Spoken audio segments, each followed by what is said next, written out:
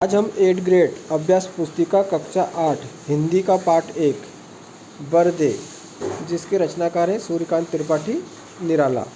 तो इसकी पूर्ति हम देख रहे हैं पाठ 1 बरदे की। तो पहला प्रश्न है अपना, निम्नलिखित में से किस पंक्ति में अनुप्रास अलंकार है? तो इसका उत्तर हो जाएगा बरदे वीणा वादिनी बरदे, है ना। एक ही वर्ण की आवृत्ति बार बार हो रही है। देखो वाह यहाँ पर भी आया है, फिर वी में आ गया, फिर वाह आ गया, फिर वाह आ गया। जब एक ही वर्ण की आवृत्ति बार बार होती है जिससे काव्य की सुंदरता बढ़ जाती है, वहाँ पर अनुप्रास अलंकार होता है।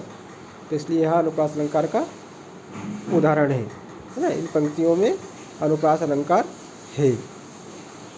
दूसरा प्रश्न है, अमृत, पीयूष, अमी पर्यायी शब्दों में रिक्त स्थान के लिए उपयुक्त पर्यायवाची शब्द कौन सा है? तो ये सब अमृत के पर्यायवाची शब्द हैं। तो सुधा भी अमृत का पर्यायवाची शब्द है, इसलिए इसका उत्तर आ जाएगा सुधा, और यहाँ लिख देंगे हम सुधा। उसके बाद तीसरा प्रश्न है, वीणा बजाने वाली देवी कौन सी है? तो हम सभी जानते हैं वीणा कौन बजाती है, माँ सरस्वती। तो इसका उत्तर हो जाएगा माँ सरस्वती। उसके बाद में कवि किसे जगमग करने को कह रहा है? तो कवि संसार को जगमग करने को कह रहा है। उसके बाद में कवि किसके अंधकार काटने की बात कर रहा है? तो हृदय के अंधकार काटने की बात कह रहा है। उसके बाद में रिक्त स्थान है, बरदे कविता के रचयिता हैं तो निराला हैं, ये छठे में जाएगा। उसके बाद में सातवां है, कवि ने भारत में मंत्र बनने की बात कही है तो अमृत, है ना। तो इस सातवें में जाएगा अमृत। आठवां है, हिंदी कविता को मुक्त छंद निराला जी की देन है, तो यहाँ पर हम मुक्त लिख देंगे, मुक्त। उसके बाद में नवा है, प्रकाश का विलोम शब्द अंधकार है, तो यहाँ प्रकाश आ जाएगा, है ना। प्रकाश का विलोम शब्द क्या है? अंधकार है। विलोम शब्द अर्थात उल्टे या विपरीत अर्थ देने वाले शब्द। 10वां है, उपमा अलंकार के अंग होते हैं, तो उपमा अलंकार के 4 अंग होते हैं, उपमेय, उपमान, साधारण धर्म, वाचक शब्द। तो इस रिक्त स्थान में 4 लिख देंगे। उसके बाद में प्रश्न क्रमांक 11 है, जलद मंद्र रब से कवि का क्या आशय है?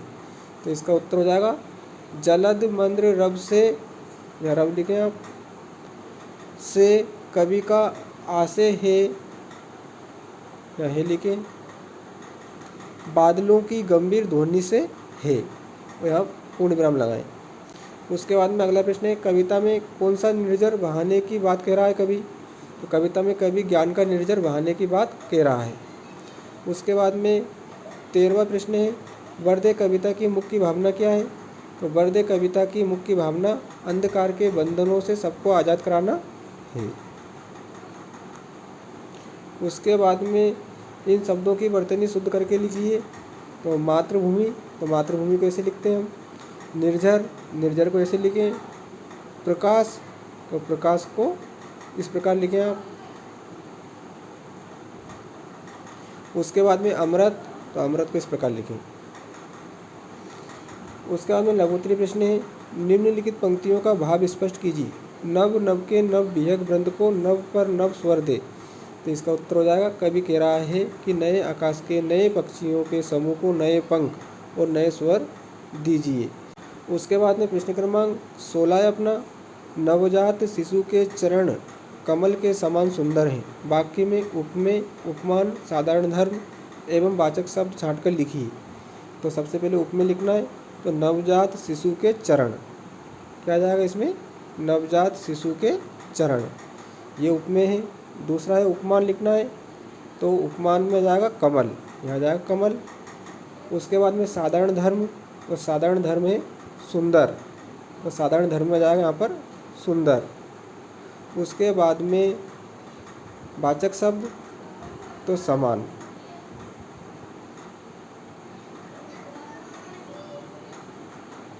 प्रश्न क्रमांक 17 है, आकाश के 3 पर्यायवाची शब्द लिखकर उन्हें वाक्यों में प्रयोग कीजिए।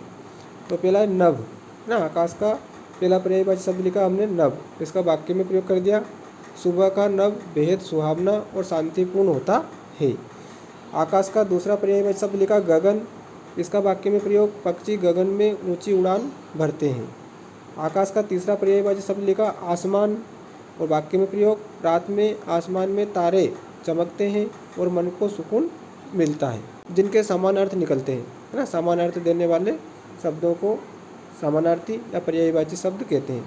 उसके बाद में प्रश्न क्रमांक 18, कविता में अलंकार का उपयोग क्यों किया जाता है?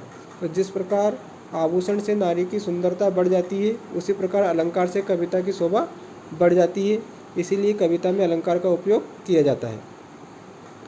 उसके बाद में प्रश्न क्रमांक 19 है, आप माँ सरस्वती से अपने राष्ट्र के लिए वरदान में क्या मांगना चाहेंगे?